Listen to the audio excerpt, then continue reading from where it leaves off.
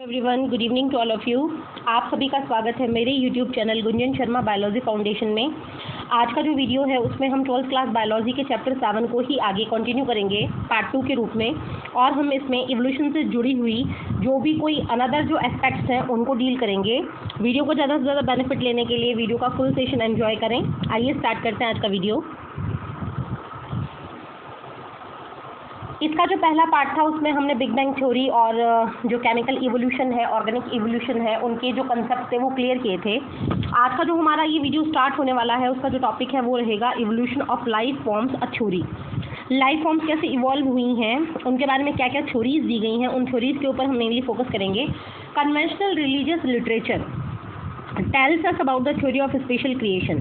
जो पहले से ही रिलीजियस लिटरेचर आ रहा है, जो बुक्स हैं, जो बहुत ज़्यादा फोल्क फ्लोरे हैं और जो भी मतलब पोइम्स हैं, लिटरेचर है, जब हम उसको पढ़ते हैं तो हमें पता लगता है एक स्पेशल टाइप की थ्योरी हमारे सामने आती है, और इस थ्योरी का हमने नाम दिया है special creation. This theory has 3 कैनोटेशंस। कैनोटेशंस का मतलब होता है धारणाएं। कोई भी प्रचलित तथ्य जो होते हैं तो कैनोटेशन का मतलब हो जाएगा धारणाएं, धारणा, हाइपोथेसिस। ये जो स्पेशल क्रिएशन की थ्योरी है इसके 3 कैनोटेशंस हैं। फर्स्ट जो इसका कैनोटेशन है वो है that all living organisms, species और types that we see today were created as such. पहली जो कैनोटेशन है वो ये है, पहली जो हाइपोथेसिस है वो ये है कि अगर हम स्पेशल क्रिएशन की बात करें तो स्पेशल क्रिएशन थ्योरी देने वाले लोग ये मानते हैं कि जो भी स्पीशीज़ है, जो भी लाइफ है, जैसा हम उनको आज देख रहे हैं, जब ये बनी तब भी वैसी की वैसी ही थी। 2, सेकेंड कैनोटेशन जो है वो क्या है, that the diversity was always the same. ये जो डाइवर्सिटी है, what is the diversity, what is the basic term of the diversity. Diversity mean total number of plant and animal which is present in a particular area. अगर हम बात करें कि कितने number में प्लांट हैं, कितने नंबर में एनिमल हैं एक पर्टिकुलर लोकेशन के अंदर, तो उसको हम डाइवर्सिटी या बायोडाइवर्सिटी के नाम से जानते हैं। तो जो सेकंड कैनोटेशन है इस थ्योरी का वो ये कहता है कि ऑल ओवर जो डाइवर्सिटी है वो हमेशा से ही क्या है, सेम है। जब ये अर्थ बनी तब भी इतनी डाइवर्सिटी थी और आज भी इतनी ही है, और फ्यूचर में भी ये डाइवर्सिटी कैसे रहने वाली है, सेम रहने वाली है। तो ये इसका सेकंड कैनोटेशन हो गया। थर्ड कैनोटेशन, थर्ड जो इसका हाइपोथेसिस है वो क्या है, that earth is about 4000 year old. ये अर्थ को कितना ओल्ड मानते हैं, 4000 ईयर ओल्ड मानते हैं। All these ideas were strongly challenge during the 19th century. और ये जो 3 धारणाएं थी, 3 हाइपोथेसिस थी, इनको बहुत ज़्यादा स्ट्रॉन्ग चैलेंज किया गया, अपोजिशन किया गया, अपोज किया गया। कौन सी सेंचुरी में, 19th सेंचुरी में। Based on observation made during a sea voyage in a sail ship called HMS Beagle round the world। यहाँ से आपके 1 मार्क के क्वेश्चन, कंपटीशन के क्वेश्चन बहुत ज़्यादा पूछे जाते हैं कि इन तीनों कैनोटेशंस को चैलेंज करने का काम कहाँ किया गया, तो काम किया गया सी वोयाज के दौरान। What is the sea voyage? It is the journey which occurred during the which occurred during the sea journey। तो यहाँ पर हम सी वोयाज की बात कर रहे हैं, तो ये क्या है, सी वोयाज एक टाइप की समुद्री जो यात्रा होती है उसके लिए हम इसको सी वोयाज कहते हैं। तो सी वोयाज क्या है, एक समुद्री यात्रा। तो यहाँ पर क्या हुआ था कि जो HMS बीगल नाम का एक शिप था, जहाज़ का नाम है, बहुत इंपॉर्टेंट है, क्वेश्चन पूछे जाते हैं कि HMS बीगल के दौरान जो एक सेल शिप था जिसमें कि जो भी मतलब सामान होते हैं इधर से उधर, मालवाहक जो जहाज होता है सामान को इधर से उधर लेके जाता है, उसके ऊपर जो चार्ल्स डार्विन जो हमारे महान वैज्ञानिक थे, जीव वैज्ञानिक थे, बायोलॉजिस्ट थे, उन्होंने HMS बीगल के थ्रू सी वोयाज की, समुद्री यात्रा की, और उन्होंने इसी दौरान कंक्लूड किया that existing living form share similarity to varying degree not only among themself but also with life form that existed million of year ago. उन्होंने कहा कि आज जो स्पीशीज़ हमारे सामने है उनके अंदर सिमिलरिटीज़ पाई जाती हैं। सिर्फ ये सिमिलरिटी सिर्फ उन्हीं के बीच में नहीं है, बल्कि उनके बहुत मिलियन पहले जो एंसेस्टर थे, जो पूर्वज थे, उनके भी अंदर ये जो सिमिलरिटी है वो पाई जाती है। Many such life form do not exist any more, there had been extinctions of different life form in the years gone. और उनमें से कुछ लाइफ फॉर्म्स का क्या हो चुका है, एक्सटिंक्शन हो चुका है, विलुप्त हो चुकी हैं वो, और new forms of life arose at different period, और उनके द्वारा नई नई लाइफ जो है वो फॉर्म्स होती जा रही हैं अलग अलग पीरियड ऑफ हिस्ट्री में। There has been gradual evolution, और इस तरीके से ये जो इवोल्यूशन है ये बहुत ग्रेजुअल है। ग्रेजुअल का मतलब धीमा। इवोल्यूशन की जो प्रोसेस है बहुत स्लो है, बहुत धीमी प्रोसेस है, ग्रेजुअली ये प्रोसेस हो रही है। Any population has built in variation in characteristic, और पॉपुलेशन क्या करती है, इन इवोल्यूशन के थ्रू वेरिएशंस को कलेक्ट करती है, those characteristics which enable some of survive better in natural condition, और ये ऐसे कैरेक्टर जो किसी भी स्पीशीज़ को सर्वाइव करने में हेल्प करते हैं, बेटर तरीके से सर्वाइव कर पाते हैं, लाइक क्लाइमेट है, फूड है, फिजिकल फैक्टर्स हैं, वो आउटब्रीड, ऐसी जो कैरेक्टर्स हैं वो दूसरी स्पीशीज़ के साथ में ब्रीडिंग की प्रोसेस करते हैं, रिप्रोडक्शन की प्रोसेस करते हैं, that are less adapted to survive under such natural condition. तो इस तरीके से species A and species B एक दूसरे के साथ में मेटिंग करती है, और इसके जो ये कैरेक्टर्स हैं, एडेप्टेशन है, वो बी जनरेशन में भी मिक्स हो जाते हैं, और एक जो सी जनरेशन का फॉर्मेशन होता है, ये सी जनरेशन बहुत ही ज़्यादा हाईली सर्वाइव करती है ऐसी हार्श कंडीशंस में। Another word use is fitness of the individual of population. Darwin ने इसको एक नया नाम दिया और इसको नाम दिया फिटनेस का। The fitness according to Darwin relate ultimately and only to reproductive fitness. कौन सी फिटनेस? स्पेसिफिकली डार्विन ने रिप्रोडक्टिव फिटनेस की बात की कि जो ऑर्गेनिज्म रिप्रोडक्टिव फॉर्म में जितना फिट होगा उतनी ही प्रोजेनी वो बनाएगा, जितनी प्रोजेनी बनाएगा उतना ही वो एनवायरनमेंट में सर्वाइव कर पाएगा। Hence those who are better fit, जो जितना बेटर फिट है, लीव मोर प्रोजेनी, उसकी बहुत ज़्यादा प्रोजेनी बनेगी, these therefore will survive more, वो सर्वाइव करेंगी ज़्यादा, and are selected by nature, और उनको फाइनली नेचर क्या करेगी, सेलेक्ट कर लेगी। He called its natural selection, और इस टर्म को जो डार्विन महोदय थे उन्होंने क्या नाम दिया, नेचुरल सिलेक्शन। तो जो डार्विन की थ्योरी है वो नेचुरल सिलेक्शन के नाम से जानी जाती है। इसका दूसरा नाम सर्वाइवल ऑफ द फिटेस्ट भी है कि जो योग्यतम की उत्तरजीविता, जो जितना योग्य होगा उतना ही वो जीवित रहेगा। It impact the mechanism of evolution. Let us also remember that Alfred Wallace, एक नए साइंटिस्ट हैं अल्फ्रेड वेलस, ये भी एवोल्यूशनरिस्ट है, एवोल्यूशन की स्टडी करने वाले हैं, नेचुरलिस्ट थे, नेचर की स्टडी कर रहे थे। Who work in Malay archipelago, इन्होंने एक आइलैंड के ऊपर वर्क किया, वो आइलैंड है Malay archipelago. Had also come to similar conclusion, वो भी डार्विन के जैसे कंक्लूजन पे आए उसी दौरान। In due course of time apparently new type of organism of recognisable, जब वो मलय आर्चिपेलागो और यहाँ पर स्टडी कर रहे थे तो नए नए जो ऑर्गेनिजम्स थे उनकी डिस्कवरी की जा रही थी। All the existing life form share similarity and share common ancestor, जितनी भी लाइफ फॉर्म मिली उन सबके बीच में सिमिलरिटीज थी, उनके एंसेस्टर कैसे थे, कॉमन थे। However, these ancestors were present at different periods in the history of the earth. लेकिन वो जो एंसेस्टर थे वो अब एक्सटिंक्ट हो चुके, वो अलग अलग टाइम पीरियड में अवेलेबल थे, लाइक इपोक्स में, पीरियड्स में, इराज में। तो ये इपोक, पीरियड, इराज क्या है, ये हमने अपने जो हिस्ट्री थी, टाइम था, उसको डिवाइड किया है अलग अलग टाइप के इपोक, पीरियड, इराज में, सब यूनिट्स में। The geographical history of earth closely correlated with the biological history of the earth. Geography को बायोलॉजी से ही लिंक करके हम एवोल्यूशन की स्टडी करते हैं। अ कॉमन प्रीमेंसिबल conclusion is that earth is very old, not thousand of years but also earlier but billions of year old. तो कुल मिलाकर अगर इसकी समरी की जाए तो समरी यही है कि जो अर्थ है वो 1000 ईयर ओल्ड नहीं है, वो बिलियन ईयर ओल्ड है। What are evidences of evolution? अब इवोल्यूशन हुआ है, इसके कोई एविडेंसेस होने चाहिए, कोई प्रूफ्स होने चाहिए कि इवोल्यूशन कैसे हुआ है। तो evidences that evolution of life form has indicate taken place on earth has come from many quarter. अलग अलग जो क्वार्टर, 4-4 महीने, 4-4 साल, 4 साल, इनके जो ग्रुप्स थे वहाँ से ये आपको एग्जाम्पल्स मिलते हैं। सबसे पहला जो एग्जाम्पल है, सबसे पहला जो एविडेंस है वो है fossil. What is the fossil? Fossil is the remain of the hard parts of the life forms found in the rock. आपको पता है 10th क्लास में भी आपने पढ़ा है कि जिन ऑर्गेनिजम्स की डेथ हो जाती है उनके जो हार्ड पार्ट्स होते हैं, लाइक टीथ, बोन्स, तो ये क्या होते हैं, ये जो है अर्थ के अंदर बहुत ज़्यादा एम्बेडेड हो जाते हैं और ये चट्टानों की खुदाई के दौरान, ज़मीन की खुदाई के दौरान फाउंड होते हैं। इन्हीं हम डेड रिमेन पार्ट्स कहते हैं, तो इनको हम फॉसिल्स के नाम से जानते हैं। Rock form sediment and the cross section of earth crust indicate the arrangement of sediment over one another during the long history of अर्थ। जैसे जैसे सॉइल फॉर्मेशन होता है, आपको पता है सॉइल फॉर्मेशन मिलियन जो टाइम पीरियड है उसमें होता है। तो अगर हम किसी अर्थ का क्रॉस सेक्शन देखें तो उसमें हमें सेडिमेंट्स का फॉर्मेशन दिखाई देगा। Different aged rock sediment contain fossil of different life form who probably died during the formation of particular sediment. अगर हम सॉइल फॉर्मेशन का क्रॉस सेक्शन लेंगे तो उसके अंदर पाए जाने वाले सेडिमेंट्स की भी क्रॉस सेक्शन आएगी और उनके अंदर पाए जाने वाले फॉसिल्स की भी क्रॉस सेक्शन हमारे सामने आएगी, जिनको हम इजीली पहचान पाएंगे। Some of them appear similar to modern organisms. कुछ फॉसिल्स ऐसे निकल कर आते हैं जो मॉडर्न ऑर्गेनिजम्स के जैसे होते हैं। They represent extinct organism. ये फॉसिल क्या होते हैं, हमें विलुप्त होने वाले ऑर्गेनिजम्स के बारे में बताते हैं, जैसे कि डायनासोर। मैंने आपको पहले बताया था एवोल्यूशन में कि मीजोजोइक जो इरा था, मीजोजोइक, तो मीजोजोइक जो इरा था, इस मीजोजोइक इरा को हम कहते हैं गोल्डन एज ऑफ रेप्टाइल्स। तो गोल्डन एज ऑफ रेप्टाइल्स के अंदर ये जो डायनासोर थे बहुत डोमिनेंट थे और ये फिर समय के साथ एक्सटिंक्ट हो गए, तो इनके भी हमें फॉसिल मिलते हैं। A study of fossil is different sedimentary layer indicate the geological period in which they exist। अगर हम फॉसिल की स्टडी करें तो हमें उनका पीरियड भी पता लग जाता है कि ये कौन से पीरियड में वहाँ पे अवेलेबल थे। The study show that life form vary over time and contain life form are restricted to certain geological time space।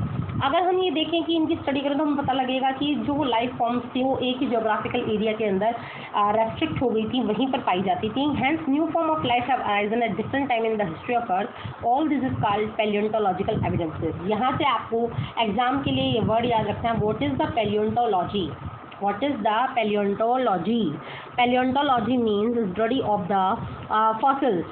Study of the fossils called paleontology, and this type of the evidence is called paleontological evidences. In this type of evidence, we only focus on the types of fossils which we gain about the cross section of the sediments. Do you remember how the ages of the fossils are calculated? Do you recollect the method of radioactive dating and the principle behind the procedure? So अगर when we thought that calculate the age of the fossil, then we use the carbon 14. This is the isotope of the carbon and it is used in the carbon dating method. This method is very useful in the calculation of the age of the fossil.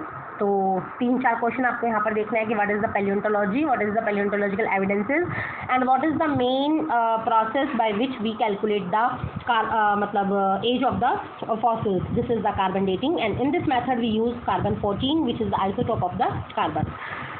Next, embryological support of evolution. अब हमने palaeontological evidences देखे, अब हम देखेंगे embryological जो evidences हैं वो कि एम्ब्रोलॉजिकल क्या होते हैं। Also propose by Ernest Haeckel.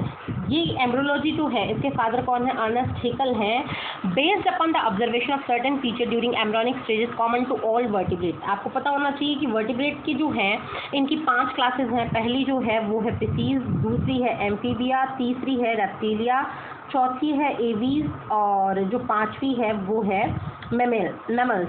तो ये 5 जो क्लासेस हैं, pisces, reptiles, aves, amphibia, mammals, इन 5 के ऊपर स्टडी करके जो अर्नेस्ट हेकल थे उन्होंने ये सजेस्ट किया कि इनकी जो स्टेजेस हैं वो कॉमन है एम्ब्रियोनिक पीरियड में और ये जो स्टेजेस हैं ये एडल्ट में एब्सेंट होती हैं। For example the embryo of all vertebrate, in vertebrates का जो एम्ब्रियो होता है उसमें ह्यूमन भी इंक्लूड है, डेवलप और row of vestigial gill slits. उन सभी के अंदर वेस्टिजियल गिल स्लिट्स डेवलप होती हैं। ये वेस्टिजियल गिल स्लिट्स क्या हैं? आपने 11th में 4th चैप्टर पढ़ा है, उसमें आपने कॉर्डेट्स के जो कैरेक्टर्स थे उनके ऊपर फोकस किया होगा, तो उसमें कॉर्डेटा का एक कैरेक्टर ये भी था, प्रेजेंस ऑफ गिल स्लिट्स। तो गिल स्लिट्स का पाया जाना भी एक इसका बेसिक जो फीचर है वो है the head, but it is the functional organ only in fishes and not found in any other adult vertebrate. Gill slit पाई सब में जाती हैं बट फंक्शनल सिर्फ किस में होती हैं? फिशेज में, बाकी सिर्फ में ये फंक्शन नहीं करती, सिर्फ प्रेजेंट होती हैं। However this proposal was disproved on careful study performed by Karl Ernst von Baer. उन्होंने क्या किया, इसको स्टडी किया easily. He noted that embryo never pass through the adult stage of the other animal. तो उन्होंने इस बात को नेगेटिव अप्रोच दिया, उन्होंने इस बात को नहीं माना कि हेकल जो कह रहे थे वो सच कह रहे थे।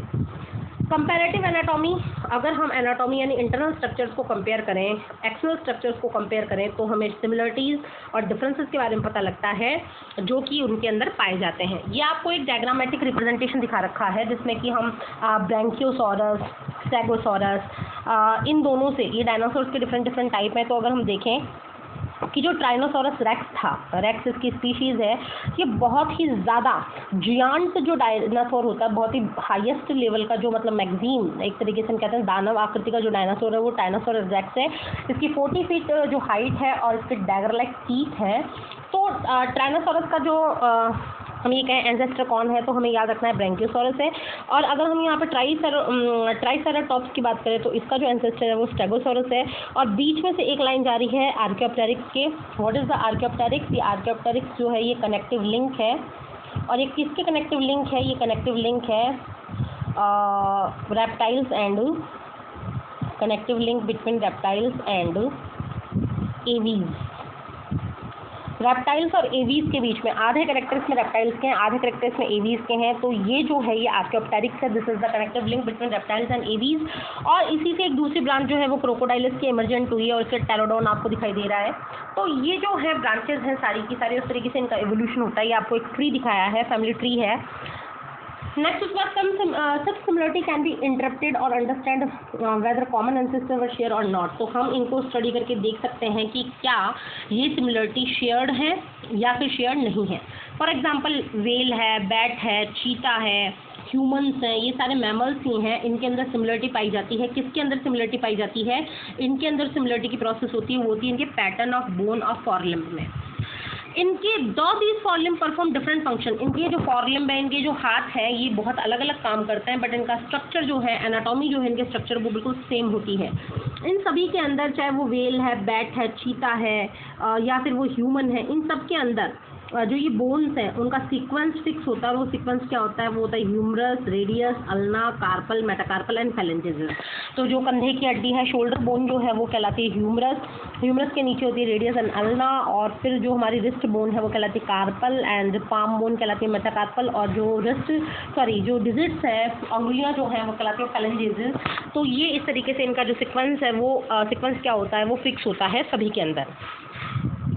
Hands in the animals the same structure developed along different direction. तो इनका जो सेम स्ट्रक्चर था, उनका डायरेक्शन डिफरेंट हुआ, अडेप्टेशन के कारण उनके फंक्शन डिफरेंट हो गए, और ये जो इवोल्यूशन है, ये इवोल्यूशन है डाइवर्जेंट इवोल्यूशन। याद रखिए, जब सेम स्ट्रक्चर हो बट फंक्शन डिफरेंट हो तो इवोल्यूशन हो जाता है डाइवर्जेंट, और ऐसे स्ट्रक्चर कहलाता है होमोलॉगस। इंपॉर्टेंट कर लीजिएगा इसको, यहाँ से क्वेश्चन आपको जनरली देखने को मिल जाते हैं डिफरेंस के और एग्जाम्पल्स के।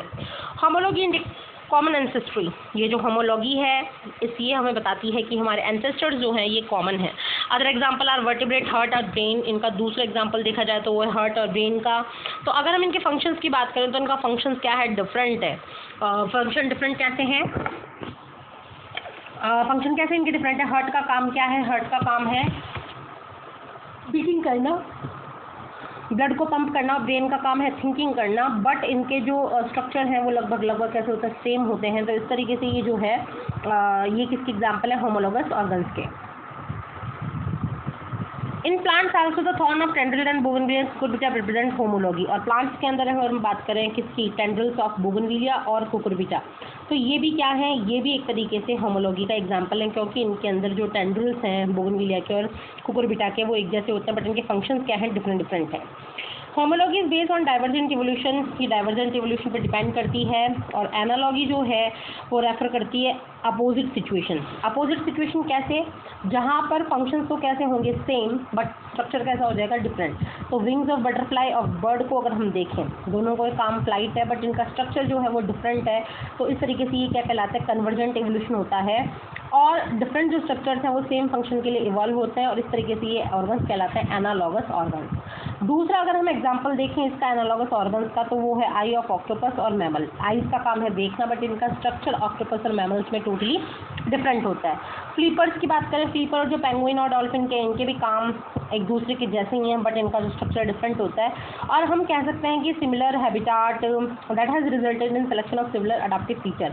अगर हैबिटाट एक जैसा होता है तो फीचर भी एक जैसे आते हैं, और फीचर जब एक जैसे आते हैं तो सेम फंक्शन से होते हैं। तो इसका एग्जांपल एक और है, यहाँ पर एग्जांपल्स के ऊपर आपको फोकस करना है।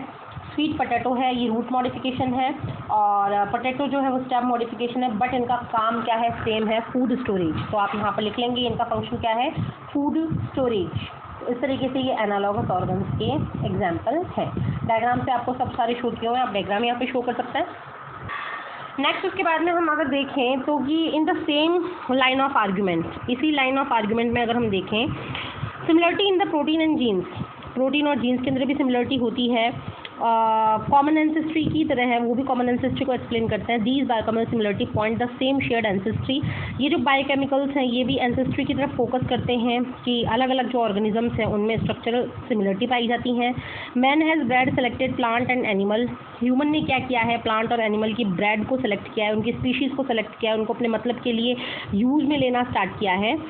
हॉर्टिकल्चर, स्पोर्ट और सिक्योरिटी, इन तीनों पर्पज़ के लिए उन्होंने ऐसा किया है। मैन जो है वो डोमेस्टिकेट बना चुका है बहुत सारे वाइल्ड एनिमल और क्रॉप्स को। डोमेस्टिक का मतलब है घरेलू बनाना। This intensive breeding programme has created breed, इससे बहुत ही अलग अलग प्रकार की नस्ल का पैदा हुआ है, नस्ल बनी है। डिफरेंट जो नस्लें हैं, जैसे कि डॉग्स में बहुत ज़्यादा बनी है। तो इस तरीके से ये जो ब्रीड्स हैं, ये जो नस्ल हैं, ये जो स्पीशीज़ हैं, ये जो टाइप्स हैं, still are the same group. ये अलग अलग तो हैं बट ये डेवलप कहाँ से हुई हैं, एक ही ग्रुप से डेवलप हुई हैं। It is argued that within the 100 of year man could create new breed। ऐसा कहा जाता है कि 100 सालों के अंदर अंदर जो ह्यूमन है वो नई ब्रीड बना सकता है। Could not nature have done the same over million of year। जबकि वही काम अगर नेचर करती है तो उसको मिलियन ऑफ ईयर लगते हैं, because evolution is the gradual process। Another interesting observation supporting evolution by natural selection come from England। जो दूसरा एग्जाम्पल है आपको बहुत अच्छा लगेगा, थ्योरी इसकी अच्छी लगेगी, वो इंग्लैंड से आया है। यहाँ पर हमने मॉथ्स के ऊपर स्टडी की है और ये 1850s की बात है, जब इंडस्ट्रीज़ नहीं बनी थी। उसके पहले देखा गया कि वहाँ पर जो सारे मॉथ थे, जो कीड़े थे, वो कैसे थे, वो सारे के सारे वाइट विंग्ड थे, ट्रीज़ के ऊपर पाए जाते थे। देन डार्क विंग्ड और मेलानाइज्ड, मतलब डार्क विंग के कंपेयर में वहाँ पे वाइट विंग वाले मॉथ ज़्यादा प्रेजेंट रहते थे। In the collection of the carried out from the same area but after industrialization in 1920। और जब यही बात हमने 1920 में की, ये जो स्टडी की हमने 1920 में की, तो हमने वहाँ पे देखा कि वहाँ पे डार्क विंग मॉथ ज़्यादा हो गए। और स्थिति कैसी हो गई, रिवर्स हो गई। ये आपको डायग्राम में डार्क वाले, लाइट वाले दोनों शो हो रहे हैं। The explanation put for this observation was that a predator with a spot on moth against a contrasting background। अब यहाँ पर आपको जैसे मिमिक्री की बात करते हैं या हम बात करते हैं कीमोफ्लेज की, तो कीमोफ्लेज क्या होता है, जिसमें कि जो भी कोई प्रे होता है वो अपने सराउंडिंग के कलर से खुद का कलर मिक्स करता है ताकि प्रेडेटर उसको देख ना पाए। तो देखिए मौत को अगर कोई क्रो या कोई बर्ड देखेगा तो वो लाइट कलर के बैकग्राउंड पे इजीली देख लेगा, जबकि डार्क कलर में अगर डार्क कलर है तो उसको पहचान नहीं पाएगा, और इस तरीके से ये प्रोसेस अपनाई जाएगी। ड्यूरिंग पोस्ट इंडस्ट्रियलाइजेशन पीरियड, जैसे ही पोस्ट इंडस्ट्रियलाइजेशन पीरियड आया, इंडस्ट्रीज बनी, जो ट्रीज के ट्रंक थे, पेड़ों के जो तने थे, वो डार्क हो गए। किसके कारण? इंडस्ट्रियल स्मोक और सूट्स के कारण, जो कालिक निकलती है उसके कारण। अंडर दिस स्मोक और सूट का मतलब है कालिक, काला धुआं या काली राख, जो भी कुछ आप माने इसको, ये कालिक है। Under this condition the white wing moth did not survive. White wing तो सर्वाइव ही नहीं कर पाए, बल्कि डार्क विंग और मेलानाइज सर्वाइव भी कर पाए। उन्होंने रिप्रोडक्शन भी किया, अपने नंबर को भी इंक्रीज किया, और इस तरीके से धीरे धीरे वहाँ पर जो थे वाइट कलर जो है मॉथ्स की संख्या कम हुई और डार्क कलर के मॉथ्स की संख्या ज़्यादा हो गई। और देखा जाए तो कि मतलब यहाँ पर क्या हुआ, do you know that lichen can be use an industrial pollution indicator. तो हमें पता है लाइकेन जो है सल्फर डाइऑक्साइड के पॉल्यूशन को जल्दी से पहचानते हैं। तो यहाँ पर कौन से पॉल्यूशन को पहचाना जाता है? सल्फर डाइऑक्साइड पॉल्यूशन को। They will not grow in area that polluted, तो ये गुड इंडिकेटर होते हैं पॉल्यूशन के। Hence moth that were able to camouflage them, ये देखिए वर्ड आ गया है, कीमोफ्लेज करने का मतलब होता है अपने रंग को, अपनी आकृति को बिल्कुल बैकग्राउंड के अकॉर्डिंग बना लेना। जिन्होंने अपने आप को कीमोफ्लेज किया वो सर्वाइव कर गए। This understanding is supported by the fact that area where industrialization did not occur, example rural area, the count of melanic moth was low. जहाँ पर इंडस्ट्रीज नहीं है वहाँ पर आपको वाइट विंग मॉथ मिलेंगे, और जहाँ पर इंडस्ट्रीज हैं वहाँ पे आपको ब्लैक विंग या मेलानाइज्ड आपको सारे के सारे मॉथ मिलेंगे। सिमिलरली एक्सेस ऑफ हर्बिसाइड, अगर हम एक्सेस कर दें हर्बिसाइड्स को यूज़ करने की, पेस्टिसाइड्स को यूज़ करने की, तो उससे क्या होगा, रेजिस्टेंस जो वेराइटीज़ हैं वो बहुत कम समय में डेवलप हो जाएंगी, स्पीशीज़ अपने आप को रेजिस्ट कर लेंगी। This is also true for microbe against we employ antibiotic. ऐसा ही किसी एंटीबायोटिक के अगेंस्ट होता है, अगर हम बार बार कोई एंटीबायोटिक यूज़ करेंगे तो सारे जो माइक्रोब्स हैं वो उसके प्रति रेजिस्टेंट हो जाएंगे। Hence resistant organism cells are appear in time scale of month और ईयर एंड नॉट सेंचुरी। तो ये जो रेजिस्टेंट वेराइटीज़ हैं ये आपको कुछ महीने और कुछ सालों में दिख जाएंगी। These are example of evolution by anthropogenic action. और ये इवोल्यूशन कौन सा इवोल्यूशन है? एंथ्रोपोजेनिक। एंथ्रोपोजेनिक का मतलब मानव द्वारा किया गया, मानव द्वारा किया गया। तो जब भी मानव द्वारा कोई भी काम किया जाता है वो फास्ट एंड फ्यूरियस होता है, तो ये एंथ्रोपोजेनिक जो इवोल्यूशन है बहुत फास्ट होता है। Evolution is not directed process with sense of determinism, it is the stochastic process। ये बहुत अलग अलग स्टेप में होने वाली प्रोसेस है। चांस इवेंट पे डिपेंड करती है और चांस म्यूटेशंस पे ये डिपेंड करती है। तो इस तरीके से हमने जो मेलानाइज्म और इंग्लैंड वाला मेलानाइज मॉथ, वाइट मॉथ की पूरी स्टोरी देखी। इसके थ्रू आपको इवोल्यूशन की जो प्रोसेस है वो क्लियर हुई होगी। वीडियो आपको पसंद आया हो तो प्लीज़ प्रेस लाइक का जो बटन है उसको प्रेस करना ना भूलें। साथ ही साथ चैनल को सब्सक्राइब करें, लोगों में शेयर करें, और जो भी आपको कोई डाउट हो तो कमेंट सेक्शन में लिखकर मुझे बताएं, ताकि नेक्स्ट वीडियो हम उसी डाउट्स के ऊपर आपका तैयार कर सकें और चैनल के साथ में ज़्यादा से ज़्यादा जुड़े रहें। तब तक के लिए स्टे होम, स्टे सेफ।